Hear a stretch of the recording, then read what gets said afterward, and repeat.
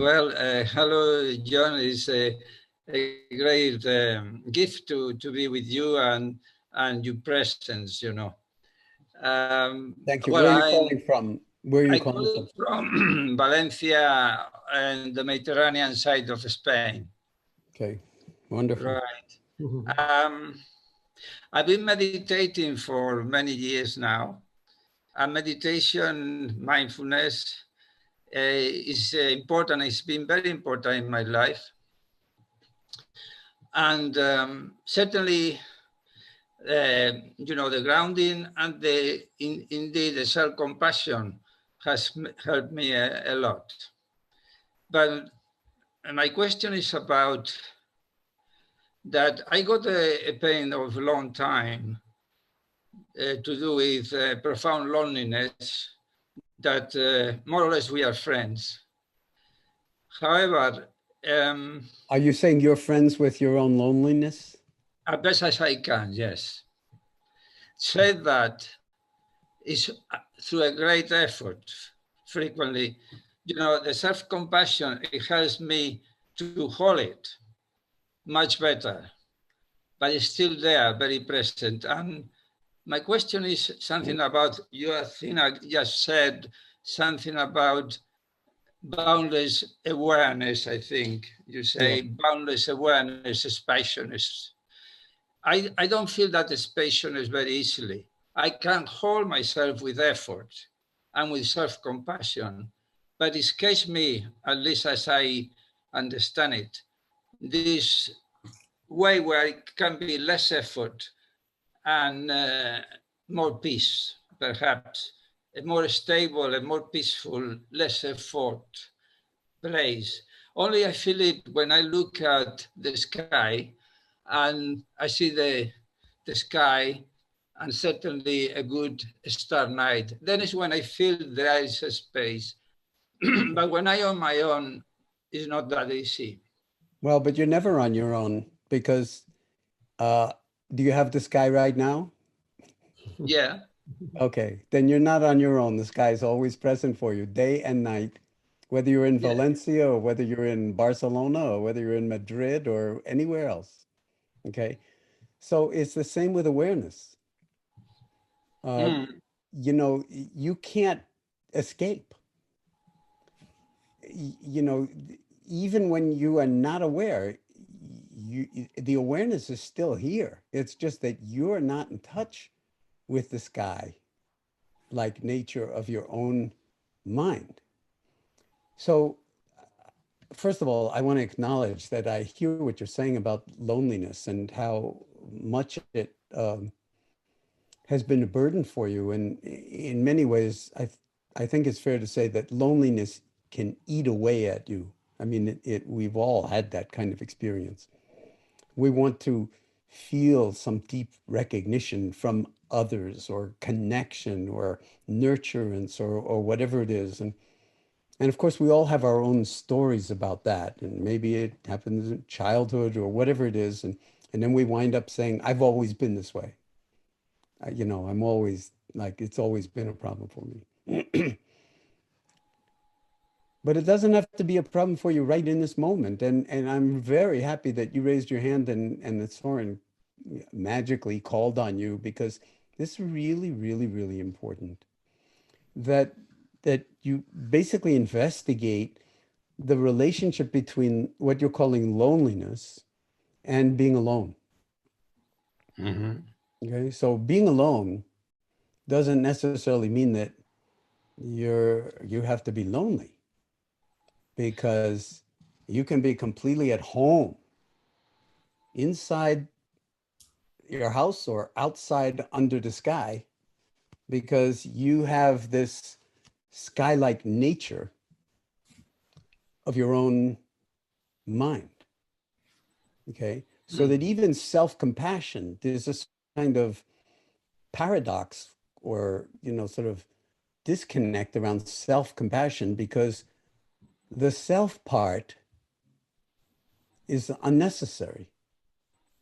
That when we use the personal pronouns I, me, and mine to define ourselves, it really is a kind of misapprehension of the nature of the heart and the mind, the human being.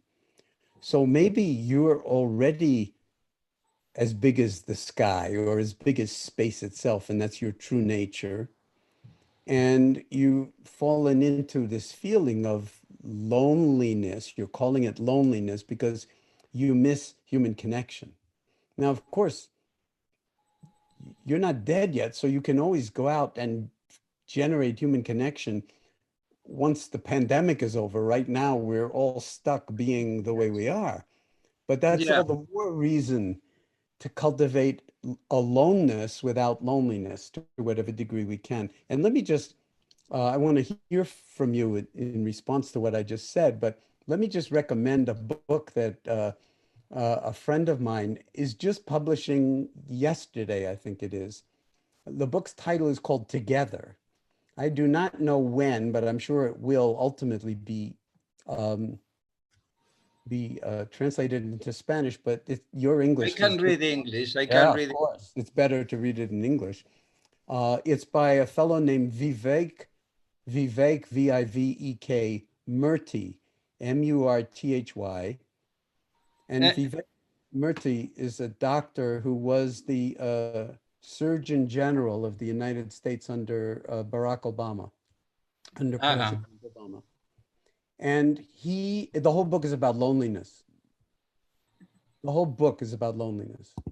And he uses his own life experience, feeling just very much, very similarly to what you've described, Mm. and has 1,000 different ways to approach loneliness so that in some sense you can liberate yourself from that and experience life in its fullness, including sometimes being separated from other people and feeling very much alone.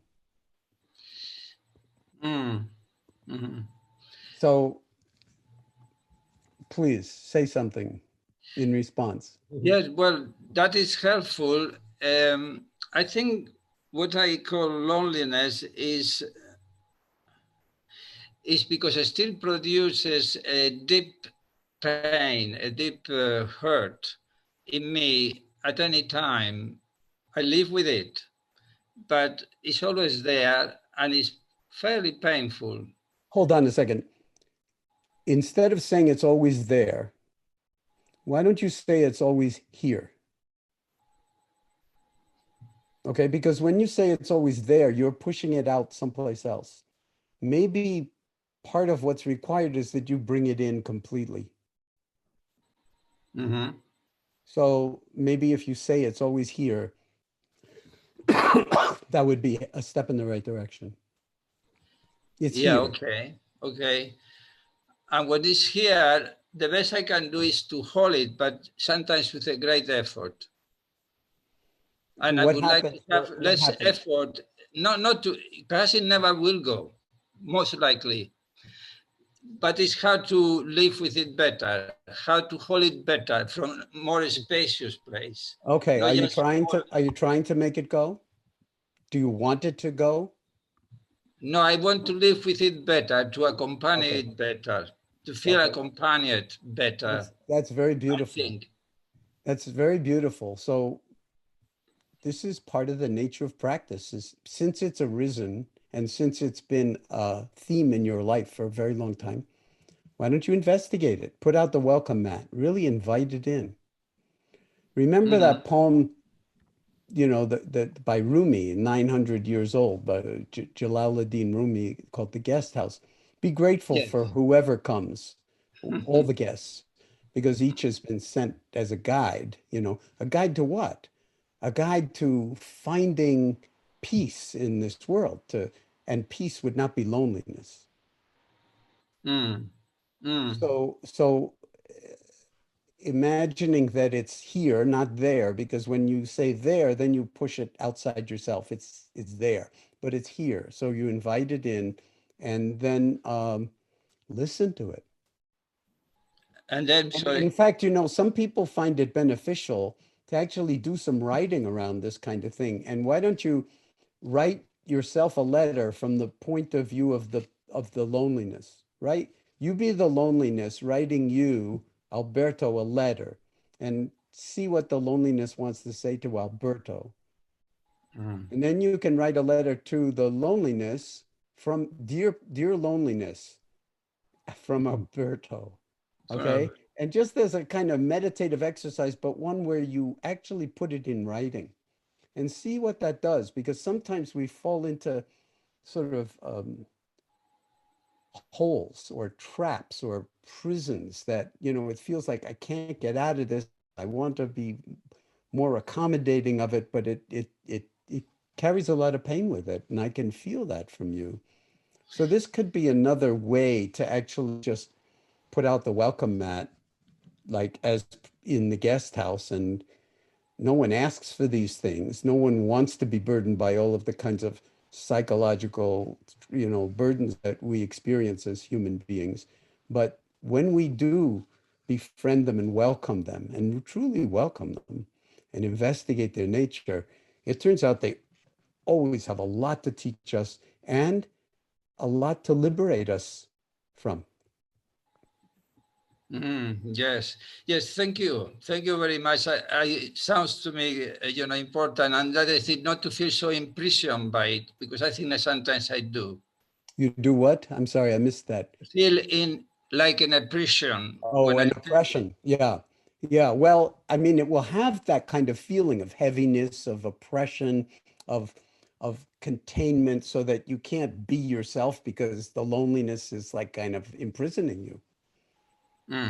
It can have that. So that's why I've made the suggestions that I have. So why don't you practice in that way? Try to get a hold of this book, which is now going to be available on, you know, on Amazon. And if you can't get a real book, you can download it.